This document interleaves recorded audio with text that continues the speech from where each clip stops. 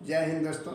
आज हम बात करेंगे G20 शिखर सम्मेलन के बारे में, जो कि G20 शिखर सम्मेलन क्या है और इसमें कितने कंट्रीज़ हैं और इसकी ज़रूरत क्यों पड़ी, इसकी स्थापना कब हुई और भारत में जो अभी G20 शिखर सम्मेलन होने जा रहा है ये कौन से नंबर्स का है और इसका क्या इफ़ेक्ट पड़ने वाला है और कब होना था। तो अभी हम बात करेंगे G20 शिखर सम्मेलन के बारे में। इंट्रा गवर्नमेंटल फोरम है सर, आप लोगों को जानकारी है। इंट्रा गवर्नमेंटल फोरम है जिसमें कि डिफरेंट कंट्रीज़ के गवर्नमेंट जो है एक दूसरे को इंटरनली हेल्प करते हैं G20 शिखर सम्मेलन के तौर पे।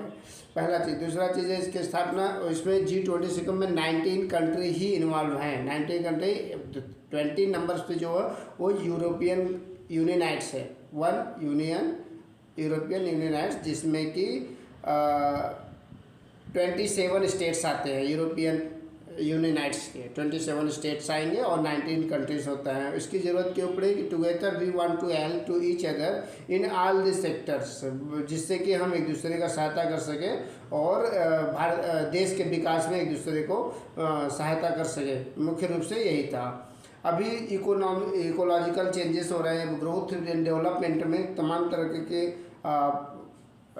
इकोनॉमिकल इफेक्ट्स होता है या इन्वायरमेंटल इफेक्ट होता है, उन सब सारी चीज़ों के बारे में इसमें हम जानकारी बात करते हैं।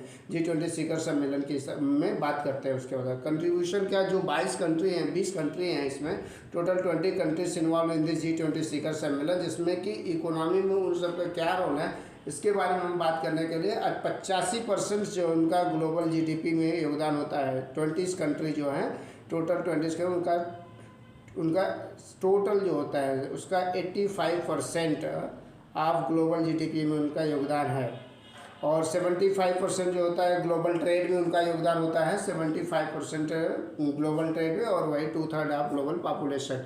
मतलब कि कहने का मतलब है कि जो GDP में जो 20 कंट्री है, टॉप 20 कंट्री हैं, इन सब का जो शिखर सम्मेलन समारोह है उन सब में अगर देखा जाए तो 85% जो है ग्लोबल GDP में उन 20 कंट्रीज़ का योगदान है, 85%। और पॉपुलेशन के हिसाब से 2/3 पॉपुलेशन उनका शेयर योगदान होता है, 2/3 पॉपुलेशन है और वही ग्लोबल ट्रेड के बारे में 75% होता है। अब इसके बारे में भारत में जो अभी चल रहा है ग्लोबल 18वां हम लोग 18th ग्लोबल G20 समिट को हम लोग ऑर्गेनाइज कर रहे हैं और इसका प्रधानमंत्री नरेंद्र मोदी जी द्वारा जो है कि उसका देख रेख होगा। उन्हीं के एक प्रकार से उन्हीं का मेज़बानी है यहाँ पर। तो इसका G20 शिखर सम्मेलन में जो 18वां ये होना था 2020 में ही, लेकिन 2021 में होना था, लेकिन 2021 में ना होने के कारण कुछ उसमें इसको इटली में कर दिया गया। और चूँकि 2022 में हमारा भारत का 75वां वर्षगांठ मनाया जा रहा था, तो वो प्रधानमंत्री नरेंद्र मोदी जी द्वारा आग्रह किया गया कि हम लोग 75 के 75वां वर्ष में जो आज़ादी का ईयर है उस समय हम लोग आज़ादी के 75वें वर्ष में इसको भी सेलिब्रेट करेंगे 2022 में। लेकिन 2022 में इंडोनेशिया ने अपना एप्लीकेशन किया कि नहीं हम कर लेते हैं, तो भारत ने 2022 में इंडोनेशिया को दे दिया और 2023 में भारत में इस समय आपको नई दिल्ली में इसका जो है कि प्रोग्राम किया जा रहा है। और अभी 2024 में ब्राज़ील में होना है, 2024 में ब्राज़ील में होगा।